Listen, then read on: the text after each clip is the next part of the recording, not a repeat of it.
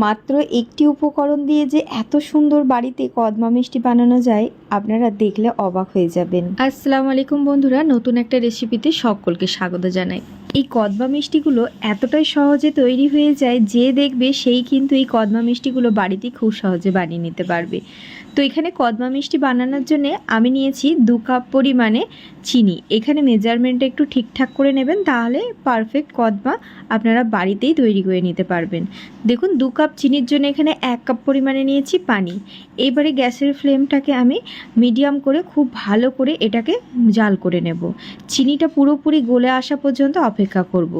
আর দেখুন এখানে যখন চিনিটা ভালো মতো গলে গেছে, উপরে এরকম একটা ফেনা ক্রিয়েট হয়েছে। এই ফেনাটা চিনির ময়লা থাকে, তো অবশ্যই এইভাবে এই ফেনাটাকে তুলে ফেলে দেবেন। এরপর যখন ভালো করে পরিষ্কার হয়ে গেছে ফেনাটা, একটু ভালো করে নাড়াচাড়া করে মিশিয়ে নিচ্ছি।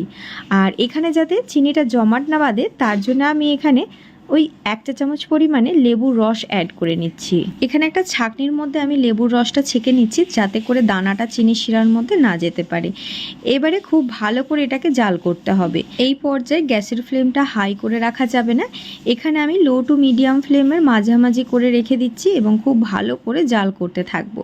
এইভাবে জাল করতে করতে কিন্তু চিনি শিরাটা বেশ ঘন হয়ে গেছে। দেখুন যখন ভালো মতো ঘন হয়ে গেছে আর এখানে চিনি শিরাটা একদম পারফেক্ট তৈরি হয়েছে কিনা কদমা বানানোর জন্য এটা বোঝার জন্য দেখুন একটা আমি পাত্রের মধ্যে পানি নিয়েছি, তার মধ্যে এখানে কয়েক ফোঁটা চিনি শিরাটা দিয়েছি। আর দেখুন কত সুন্দরভাবে জমাট বেঁধে যাচ্ছে। তো যখন ঠিক এরকম কনসিস্টেন্সিতে চিনি শিরাটা আসবে, ঠিক এই পর্যায়ে চিনি শিরাটাকে নামিয়ে নিতে হবে। অপরদিকে যে পাত্রে চিনি শিরাটা রাখবো তার মধ্যে আগে থেকে এরকম একটু ভালো করে ঘি ব্রাশ করে দিতে হবে। এরপর সরাসরি চিনির রসটাকে এই পাত্রের মধ্যে ঢেলে নেব। এবারে এটাকে কিছুক্ষণ বলতে ওই 5 থেকে 6 মিনিট মতো একটু রেখে দেব। এতে করে একটু সেট হয়ে যাবে, মানে হালকা একটু ঠান্ডা হয়ে যাবে, খুব বেশি এটা ঠান্ডা করা যাবে না। আবার প্রায় 5 মিনিট পর ফিরে এলাম, আর এটা দেখুন বেশ আগের চাইতে সেট হয়ে গেছে অনেকটাই চিনি শিরাটা। আর এবার একটা স্প্যাচুলার সাহায্যে চিনি শিরাটাকে প্রথমে এক জায়গায় জড়ো করে নেব। এবারে হাতে করে এটাকে আমি নিয়ে নিচ্ছি। খুব একটা বেশি গরম নেই, হালকা একটু গরম আছে, তবে এটা হাত দেওয়া যাবে। এবারে এটাকে দেখুন নিয়ে ভালো করে চারিদিকে ঘিটা আছে একটু চারিদিকে লাগিয়ে নেব এইভাবে করে।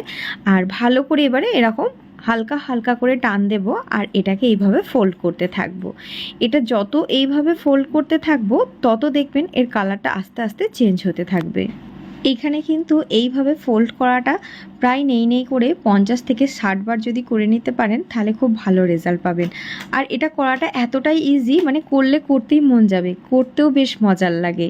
তো দেখুন কত সুন্দরভাবে এটা বেশ আলতো হাত দিলেই এইভাবে করে টান দিলে কিন্তু বেড়ে যাবে। আর দেখুন কত সুন্দরভাবে এটা বেড়ে যাচ্ছে। আর যত এরকমভাবে ফোল্ড করবেন কদমা মিষ্টির ডিজাইনটা খুব সুন্দরভাবে ফুটে উঠবে।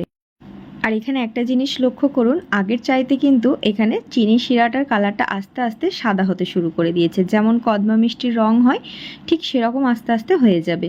তো এইভাবে কন্টিনিউ আমি এটাকে ফোল্ড করতে থাকবো। আবার যে দিকটা একটু মোটা হয়ে যাবে সেদিকটা বাড়িয়ে আবারও ঠিক এই একইভাবে ফোল্ড করতে থাকবো।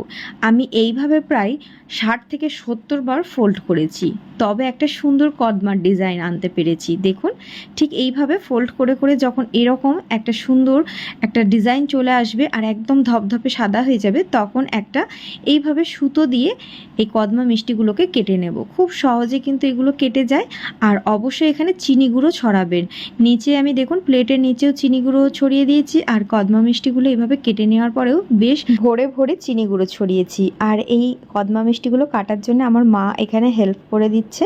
তো আপনারা এটা একাই করতে পারবেন, কোনো অসুবিধা নেই, তবে কেউ যদি একটু এইভাবে কেটে দেয় তাহলে পরে আমার মনে হয় বেশি সুবিধা হয়। তো দেখুন খুব ভালো করে ওপর থেকেও আমি একটু বেশি করে চিনি গুঁড়ো ছড়িয়ে নিয়েছি। আর কত সুন্দরভাবে ডিজাইনটা বোঝা যাচ্ছে দেখুন, মাশাআল্লাহ। এগুলো দেখতে যতটা লোভনীয় হয়েছে খেতে বেশ মজার হয়েছে।